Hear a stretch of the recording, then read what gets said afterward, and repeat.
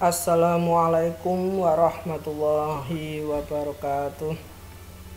Bismillahirrahmanirrahim. Alhamdulillahirabbil alamin. Allahumma sholli ala sayyidina Muhammadin al-Fatihil lima ughliq wal khatimi lima sabaq nasyiril haqqi bil haqq wal hadi ila siratikal mustaqim wa ala alihi haqqa qadri wa miqdaril azim. Rabbi shrahli sadri wa yassir li amri wahlul 'uqdatam min lisani yafqahu qawli. Amin ya rabbal alamin.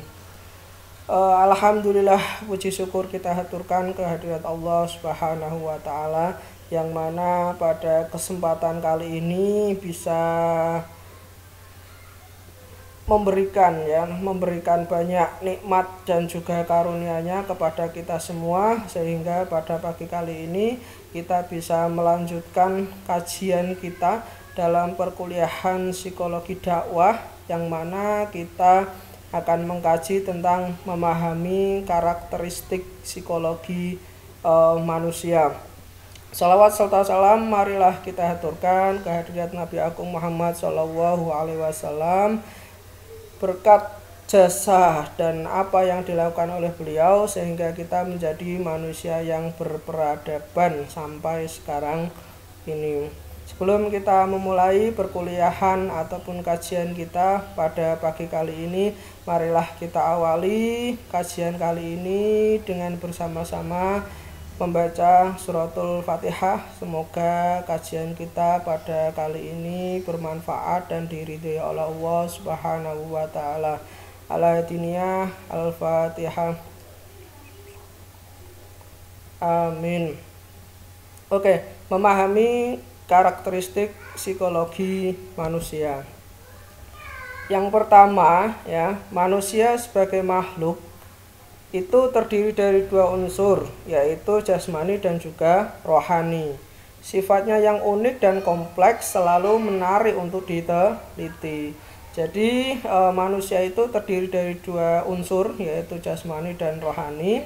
Dan manusia itu memiliki sifat dan juga karakteristik yang sangat kompleks sekali, banyak sekali, sehingga kemudian kajian tentang manusia itu sangat menarik untuk diteliti. Dan sampai sekarang kajian tentang manusia itu belum selesai untuk diteliti. Jadi yang namanya makhluk yang namanya manusia itu sangat luar biasa uniknya, sehingga kajiannya atau penelitiannya sampai sekarang ini terus dilakukan dan belum selesai.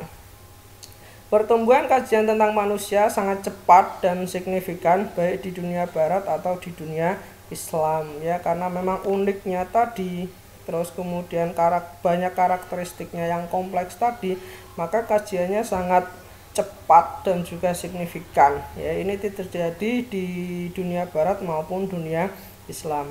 Berbeda dengan kajian rohani, kajian tentang jiwa sangat kurang diperhatikan, sehingga perkembangannya kurang begitu pesat. Jadi kita tahu bahwa manusia itu terdiri dari jasmani dan juga rohani. Kajian tentang manusia itu sangat kompleks dan sudah sangat banyak diteliti, tapi sayangnya kajian yang berhubungan dengan rohani ini masih sangat sedikit, bahkan kurang begitu diperhatikan, sehingga perkembangannya itu tidak begitu pesat.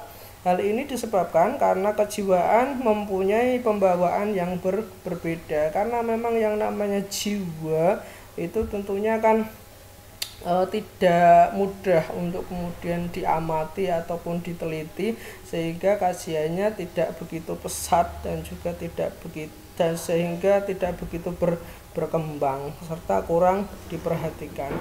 Oleh karena itu, kita pada kesempatan kali ini akan mengkaji tentang psikologi, sisi psikologi manusia ataupun sisi rohani ataupun sisi kejiwaan manusia itu sendiri, tentunya dalam konteks dakwah.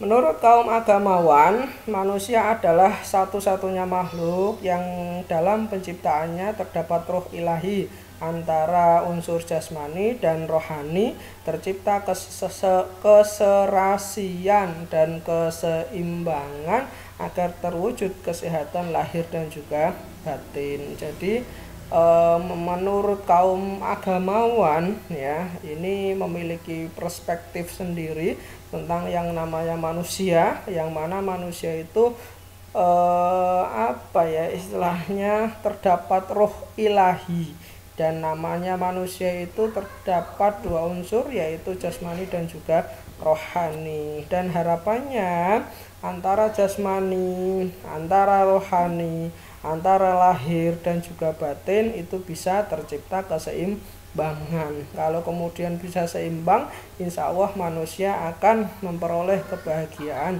baik itu di dunia maupun di akhirat. Oleh karena itu, pendekatan dapat dilakukan dengan melihat aspek-aspek yang akan dipandu menjadi satu ilmu pengetahuan yang lebih lengkap. Jadi agar supaya terjadi keseimbangan, terjadi keserasian antara jasmani dan juga rohani, maka apa ya istilahnya, kita perlu untuk melakukan yang namanya pendekatan, dan kita perlu ilmu khusus agar supaya manusia itu tercipta keserasian antara jasmani dan juga rohaninya ya. Itu salah satunya upaya yang bisa dilakukan adalah dengan berdakwah ya, karena dengan berdakwah ini akan tercipta keseimbangan jasmani dan juga rohani. Oleh karena itu, dalam rangka berdakwah kita perlu melihat sisi-sisi psikologis manusia itu sendiri, dan kita pada kali ini akan mengkaji tentang manusia dalam perspektif psikologi ya. Terus yang selanjutnya ya, manusia menurut psikologi ya. Ini ketika kita berbicara tentang manusia menurut psikologi, itu terdapat beberapa aliran besar ya. Salah satunya adalah 4 aliran besar, yang mana di sini adalah menjadi core ya dalam aliran psikologi ya. Aliran-aliran itu yang pertama adalah psikoanalisis ya. Psikoanalisis di sini adalah aliran yang melukiskan bahwa manusia makhluk yang digerakkan oleh keinginan terpendam. Jadi manusia itu ya, perilaku manusia itu digerakkan oleh keinginan yang terpendam. Itu menurut psikoanalisis ya. Terus yang selanjutnya behaviorisme ya. Aliran yang memandang manusia makhluk yang digerakkan oleh lingkungan. Jadi ini merupakan tesis ya, bantahan terhadap psikoanalisis. Kalau psikoanalisis tadi adalah yang terpendam, kalau behaviorisme adalah lingkungan ya, tidak terpendam. Yang selanjutnya psikologi kognitif ya, aliran yang melihat manusia sebagai makhluk yang aktif ya, mengorganisasikan dan mengolah stimulus yang diterima. Jadi manusia ini merupakan sebuah makhluk yang aktif.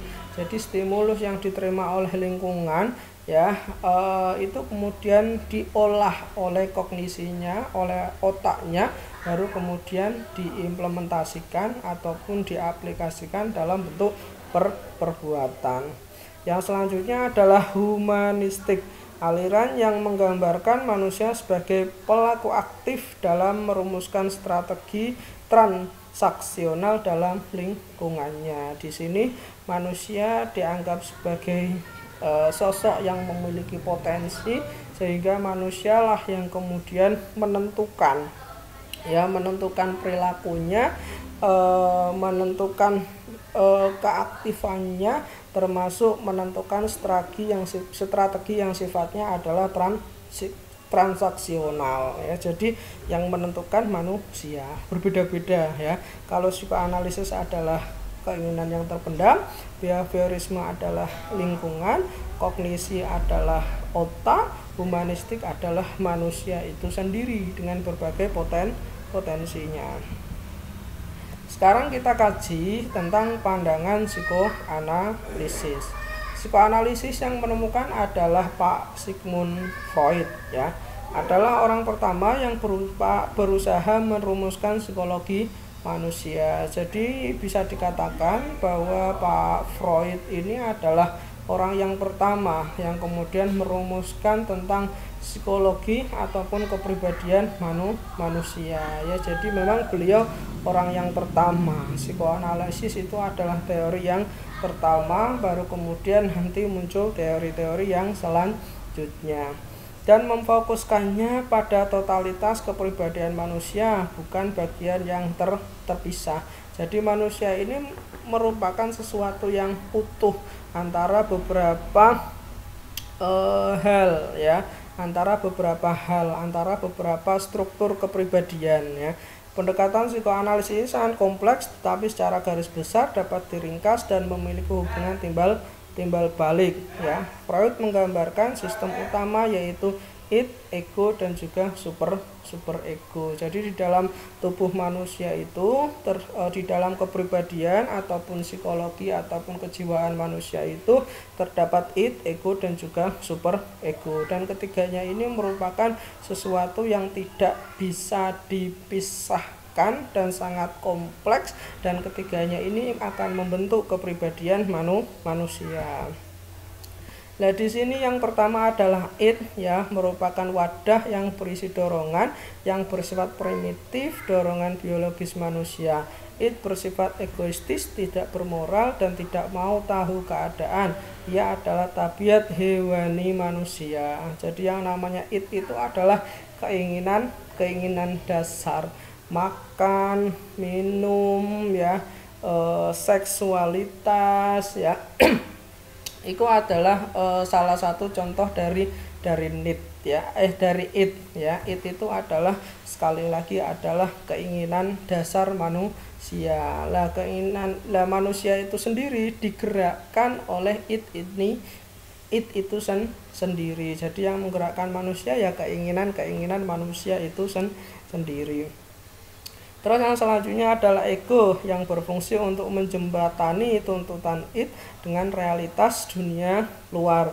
Ego lah yang menyebabkan manusia menundukkan hasrat hewaninya dan hidup sebagai wujud yang rasional. Ego bergerak berdasarkan prinsip realitas, yaitu menghambat dan mengendalikan kesenangan. Jadi ego ini mencoba untuk mengendalikan apa yang dilakukan oleh id berdasarkan prinsip realitas. Misalnya ketika id ingin makan misalnya ya, keinginan dasarnya manusia adalah makan, terus kemudian ternyata tidak ada nasi ya, realitasnya tidak ada nasi, maka dari itu ego akan menggerakkan manusia piye carane mah mangan tidak ada nasi ya, bagaimana caranya mau makan tidak ada nasi, lah realitasnya tidak ada nasi, maka ego akan menggerakkan itu ya, agar supaya sekali lagi id ini bisa direalisasikan. Yang selanjutnya adalah super ego, berfungsi untuk mengontrol dan mencensor id agar tidak langsung merealisasikan pemuasannya. Super ego merupakan zat yang lebih tinggi dari yang ada pada diri manusia. Salah satu fungsinya adalah hati nurani yang mengontrol dari perbuatan, mengkritik perbuatan. Jadi yang namanya super ego ini adalah istilah norma-norma, merupakan sebuah kontrol. Misalnya tadi mau makan tidak ada nasi ya, maka dia harus beri beras terlebih dahulu, masak terlebih dahulu. Kalau kemudian dia ingin masak, maka dia butuh uang ya. Kalau dia ingin uang ya harusnya idealnya adalah bekerja ya. Jadi ego ini nanti akan mengontrol agar supaya pergerakan-pergerakan ataupun realisasi terhadap id ini adalah realisasi yang sesuai dengan norma. Misalnya dia harus kerja ya kerja yang halal kan, seperti itu ya. Mau makan ya harus bekerja ya, tidak mencuri dan lain sebagainya. Jadi kontrol ya.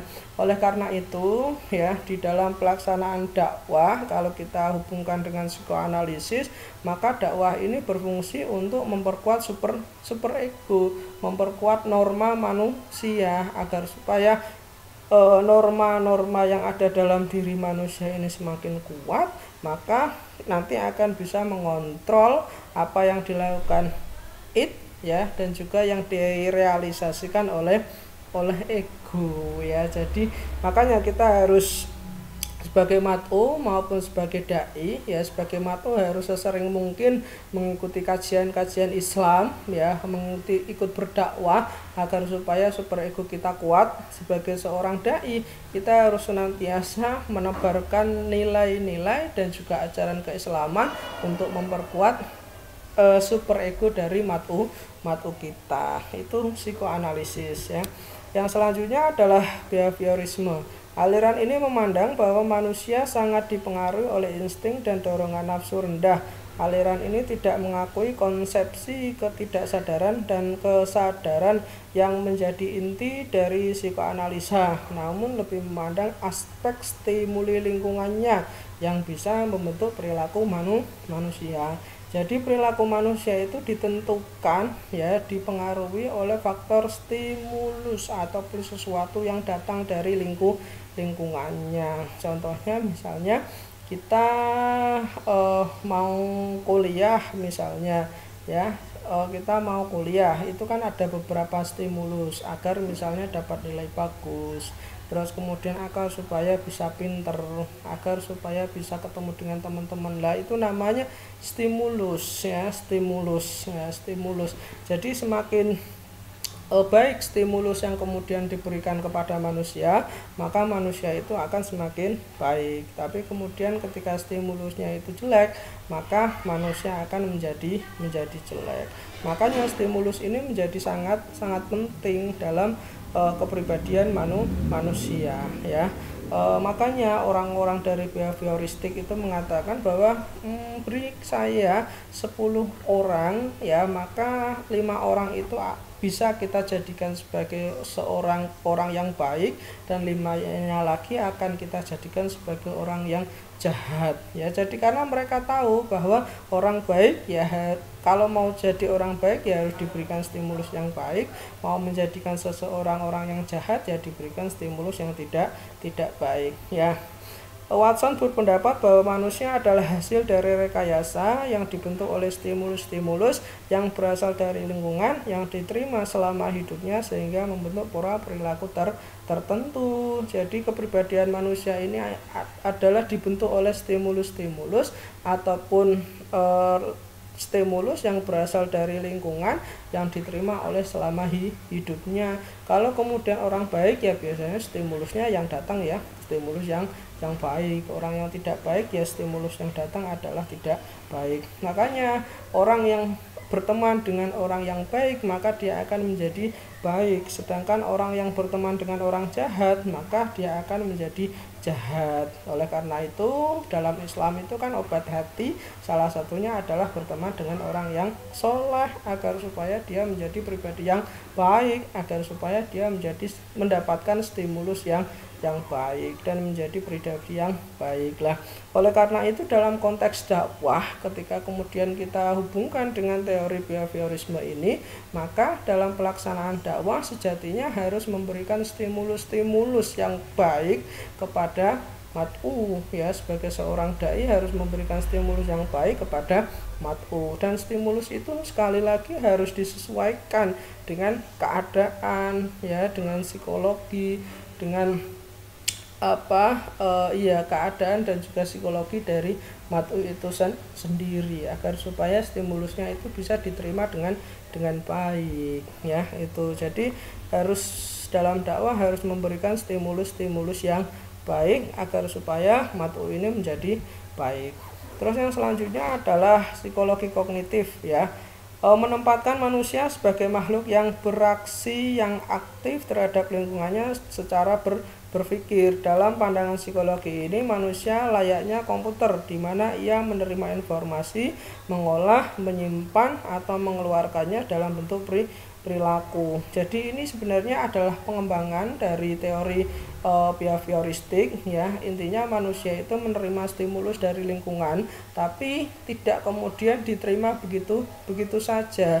Tapi menurut orang-orang kognitif bahwa manusia itu memiliki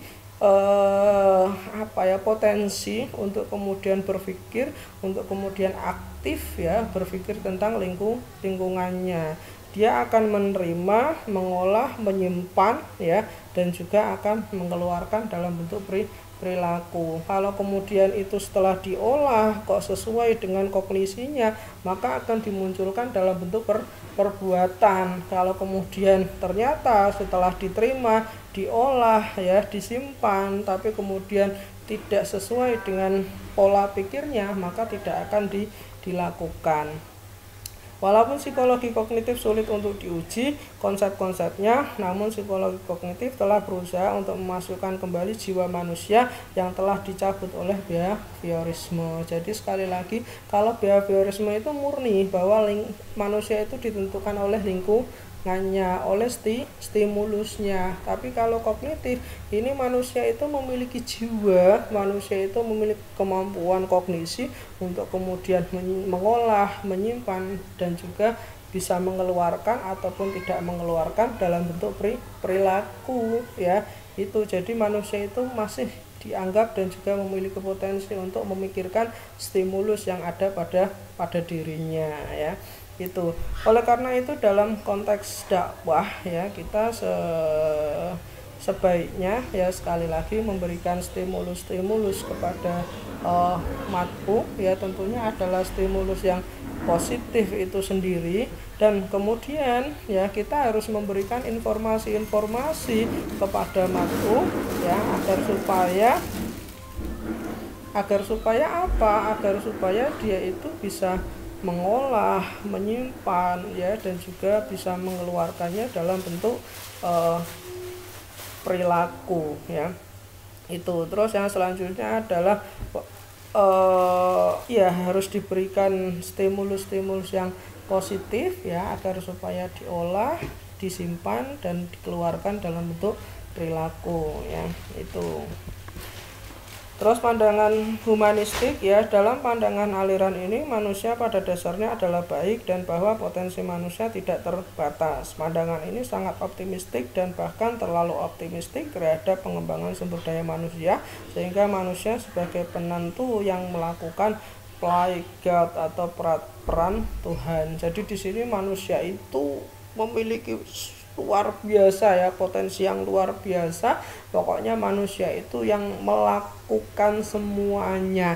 Manusia baik ya karena manusianya, manusia jelek ya karena manusianya, bukan karena dorongan dasar, bukan karena stimulus, bukan karena kognisinya, tapi karena manusia itu sendiri ya. Jadi memang dalam psikologi humanistik ini manusia memang sangat optimistik ya, mereka sangat positif ya, dan mereka sangat yakin bahwa manusia bisa mengembangkan dirinya sendiri, bahkan bisa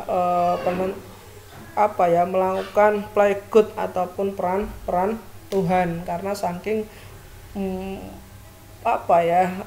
karena saking manusia itu punya potensi yang luar biasa.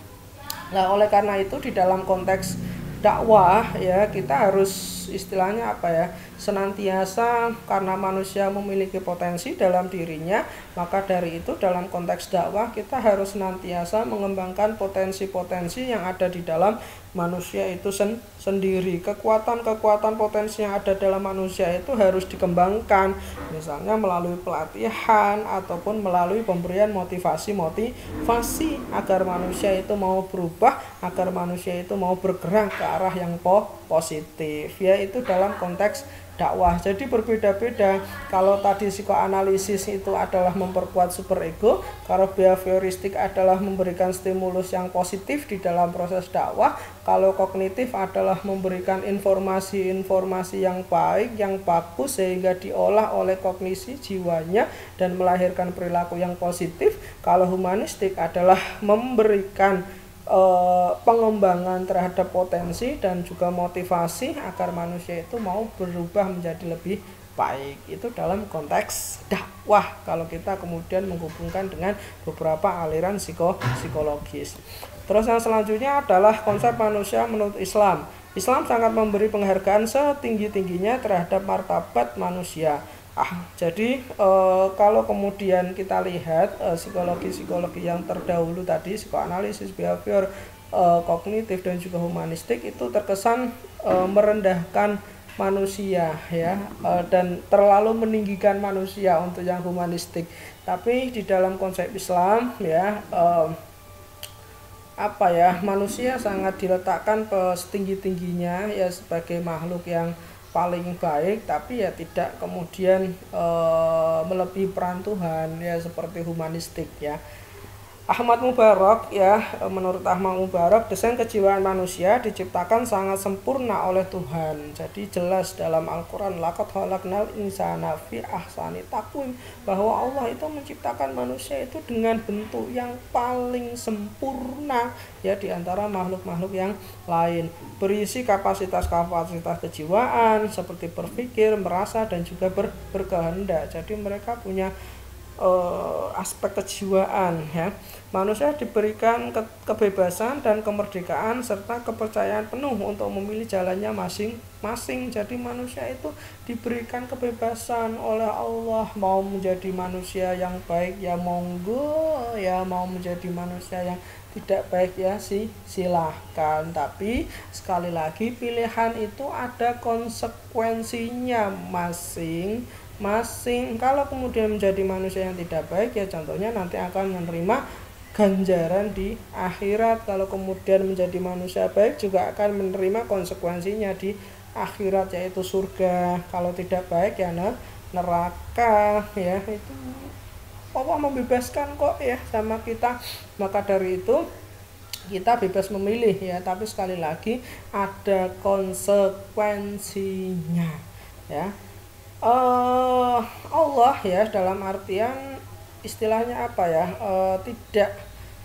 tidak memberikan kemerdekaan kita untuk memilih ya, itu tidak ada konsekuensinya. Contoh misalnya kita mati hari apa, itu kan kita tidak pernah diberikan kebebasan ya sama Allah ya.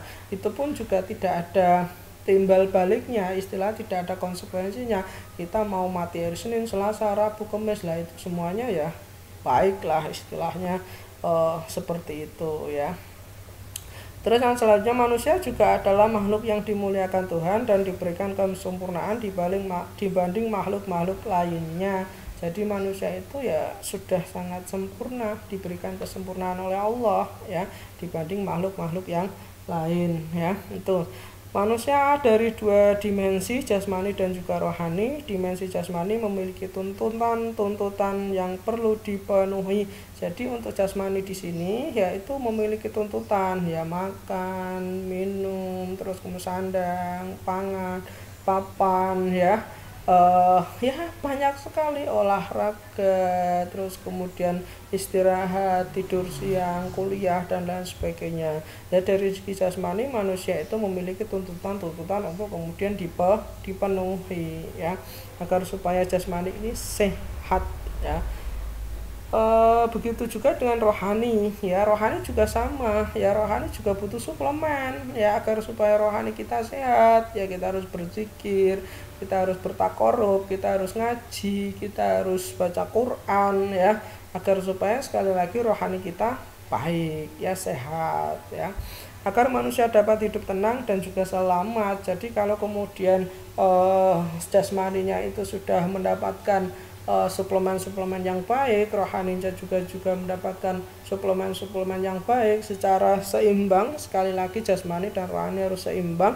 Lah kalau kemudian keseimbangan itu bisa diraih, maka manusia akan memperoleh ketenangan dan juga kebahagiaan hidup, baik itu di dunia dan juga di akhirat. Makanya dalam proses pelaksanaan dakwah kita dituntut untuk memberikan mengajak manusia agar senantiasa seimbang antara potensi jasmani dan juga potensi rohaninya. Jadi dalam dakwah ya jangan jasmani terus ya, dalam dakwah ya jangan tema-tema yang sifatnya rohani terus, tapi harus seimbang antara tema-tema yang ataupun pesan-pesan dakwah yang sifatnya jasmani dan juga pesan-pesan dakwah yang sifatnya rohani ya, harus seimbang ya. Terus yang selanjutnya, kepribadian dalam Islam ataupun nafas dalam konteks Islam. Kepribadian bagi banyak orang adalah pengaruh yang ditimbulkan oleh orang lain dan kesan utama yang ditinggalkan terhadap orang lain. Jadi yang namanya kepribadian ya itu adalah apa ya, respon kita terhadap orang lain ataupun terhadap lingkungan, ataupun kesan kita terhadap lingkungan ataupun terhadap orang lain. Jadi kalau kita kemudian merespon lingkungan itu dengan baik, insya Allah kita akan menjadi pribadi yang baik ya. Kita juga sama, merespon orang lain itu baik ya, kita akan menjadi baik. Kalau kita respon kita jelek ya, kita menjadi pribadi yang tidak baik. Kepribadian menurut para psikolog adalah organisasi dinamis dari organ fisik dan psikis dalam individu manusia yang membentuk karakter dalam lingkungannya. Jadi dari respon kita terhadap lingkungan dan juga terhadap orang lain itu akan membentuk kepribadian kita. Makanya kita harus merespon sesuatu itu dengan cara-cara yang baik, dengan nilai-nilai keislaman sesuai dengan ajaran Al-Quran dan juga hadis, agar kita sekali lagi bisa memiliki karakter ataupun kepribadian yang baik. Menurut Utsman Najati, di dalam Al-Quran terdapat uraian tentang kepribadian manusia dan berbagai karakteristik yang dapat membedakan antara manusia dengan makhluk yang lain. Jadi sekali lagi ya, kepribadian manusia ini sangat unik, sangat sempurna, sehingga manusia ini berbeda dengan makhluk-makhluk yang lain. Terus yang selanjutnya, ketika kita sudah belajar tentang psikologi manusia ya, baik itu secara pandangan psikologi maupun pandangan Islam tadi, kita melihat ya sisi-sisi psikologis mat'u ya. Yang pertama adalah mat'u sebagai individu ya. Jadi mat'u itu sebagai makhluk individu ya, tentunya memiliki dua potensi tadi, yaitu potensi jasmani dan juga potensi rohani, dan ini keduanya sekali lagi harus seimbang.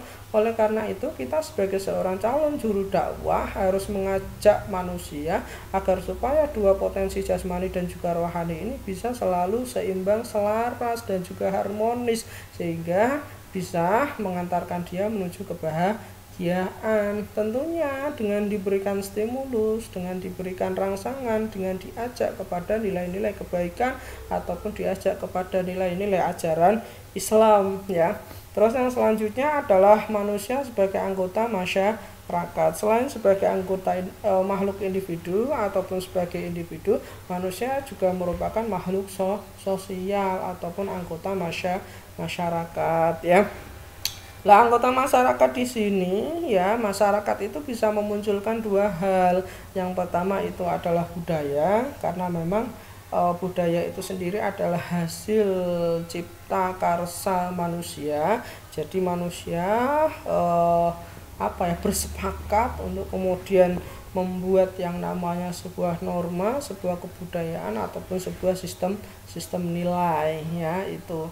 Jadi oleh karena itu ya, kita sebagai seorang calon juru dakwah harus mengajak masyarakat sebagai anggota masyarakat itu agar supaya dia itu memiliki kebudayaan, memiliki kesepakatan yang sesuai dengan Al-Quran dan juga hadis, sesuai dengan tuntunan Islam ya. Yang selanjutnya adalah organisasi sosial. Jadi masyarakat itu bisa membentuk yang namanya organisasi sosial lah. Oleh karena itu, kita sebagai seorang calon juru dakwah ya bisa memanfaatkan organisasi sosial ini sebagai sebuah wadah dalam kita berdakwah ya, karena memang kita tahu bahwa semua sesuatu kalau dilaksanakan dengan cara bareng-bareng, dengan cara gotong royong, itu pasti akan membuahkan hasil yang lebih maksimal. Begitu juga dengan dakwah, kalau kemudian dakwah bisa dilaksanakan, bisa diorganisir ya, bisa dilaksanakan dengan sistem organisasi, maka hasilnya juga akan lebih maksimal. Oleh karena itu, kita bisa dalam konteks dakwah, kita bisa memanfaatkan organisasi kemasyarakatan ini dalam proses berdakwah. Makanya kemudian muncul ada NU, ada Muhammadiyah, ada ada FPI ya, terus kemudian ada Al-Wasatiyah ya, banyaklah ya, ada beberapa organisasi itu. Nah, itu merupakan wadah bagi masyarakat untuk kemudian berdakwah. Jadi itu ya, ternyata kalau kita melihat manusia dari sisi psikologisnya, kita jadi lebih tahu ya kira-kira dalam berdakwah kita harus seperti apa dan bagaimana kita menyesuaikan manusia itu sendiri ya. Itu terima kasih ya atas atensinya karena sudah mengikuti kajian pada kesempatan ini. Semoga sukses selalu ya, semoga apa yang kita lakukan bermanfaat, berkah bagi kita semuanya. Dari saya cukup sekian. Wallahu a'lam bishawab. Wallahu muwaffiq ila aqwamit thoriq. Assalamualaikum warahmatullahi wabarakatuh.